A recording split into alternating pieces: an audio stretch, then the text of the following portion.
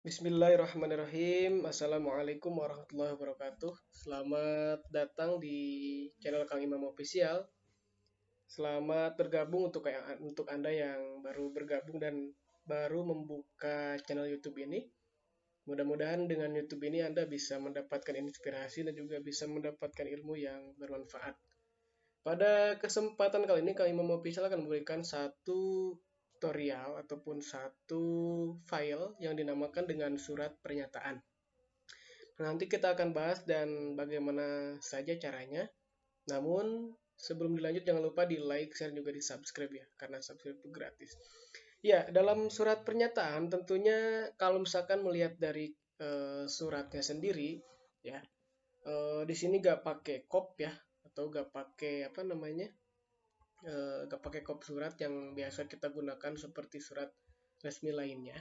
Di sini cukup langsung ada surat pernyataan. Ya, mungkin barangkali beberapa file yang lain gunakan ada yang seperti ini, ada yang seperti itu menggunakan kop.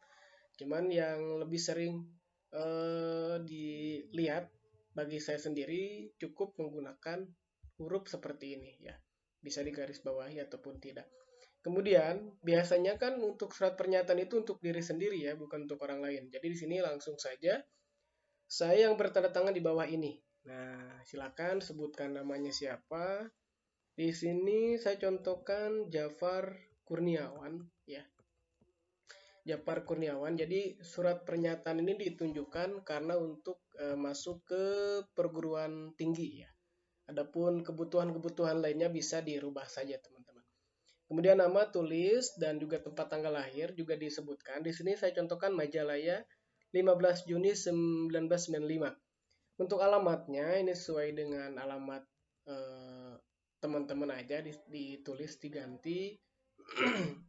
Kalaupun mau filenya silahkan nanti akan saya share ataupun saya upload di Drive kemudian share linknya. Kemudian di sini ada pernyataannya. Nah, yang disebut dengan pernyataannya di bawah ini ya, 1, 2, 3 ini poin-poinnya. Yang pertama, dengan ini menyatakan bahwa satu, sama sekali tidak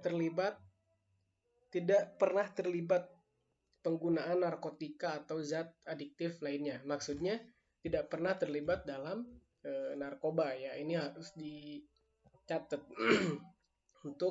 Jadi surat ini, pernyataan ini sebagai bukti ya, sebagai suatu perjanjian, pernyataan untuk seseorang ketika mau masuk ataupun mau daftar ke lembaga atau yang lainnya. Yang kedua, di sini sama sekali tidak pernah terlibat dalam kegiatan untuk menggunakan, memasarkan, atau menyebarluaskan narkotika. Ini juga tidak pernah ya.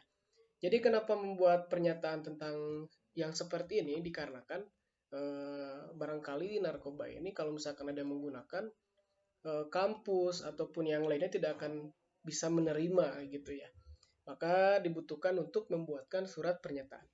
Yang ketiga, tidak terlibat aktivitas partai politik baik sebagai anggota maupun pengurus. Nah, ini baiknya kalau misalkan apalagi mau daftar menjadi mahasiswa tidak boleh dan juga tidak ikut campur dalam suatu partai.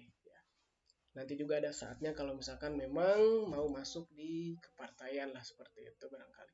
Nah, kemudian langsung di penutupnya demikian, surat pernyataan diri ini saya buat dengan sebenar-benarnya sebagai persyaratan untuk mengikuti tes masuk kuliah di Universitas Islam Negeri Jakarta. Ini contoh aja teman-teman ya.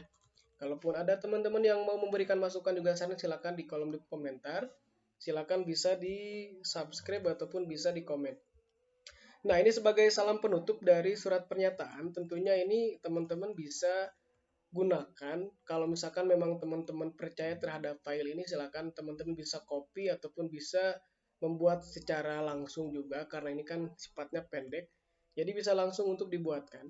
Kemudian di salam penutup, di sini saya bersedia menerima konsekuensi.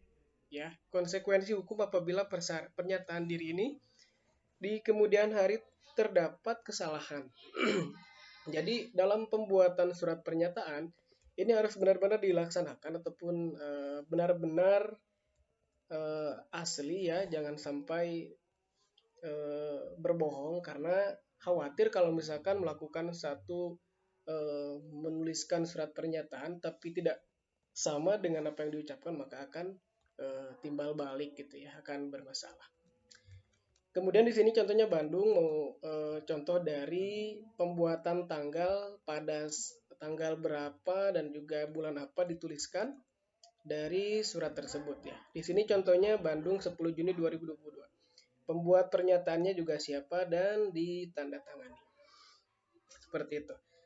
Nah, di sini apakah boleh menggunakan boleh menggunakan materai atau tidak? Lebih bagus ya untuk penguatan itu biasanya menggunakan, tapi ya ada juga yang memang kalau misalkan untuk formalitas saja ada yang tidak menggunakan. Tapi ya bagusnya menggunakan. Nah, teman-teman biasanya untuk yang sudah pernah membuat surat pernyataan, biasanya menggunakan materai atau tidak, silakan dibalas di kolom komentar ya. Terima kasih dan juga jangan lupa untuk yang belum subscribe, silakan subscribe karena subscribe itu gratis teman-teman. Terima kasih dan sampai berjumpa di video selanjutnya. Wassalamualaikum warahmatullahi wabarakatuh.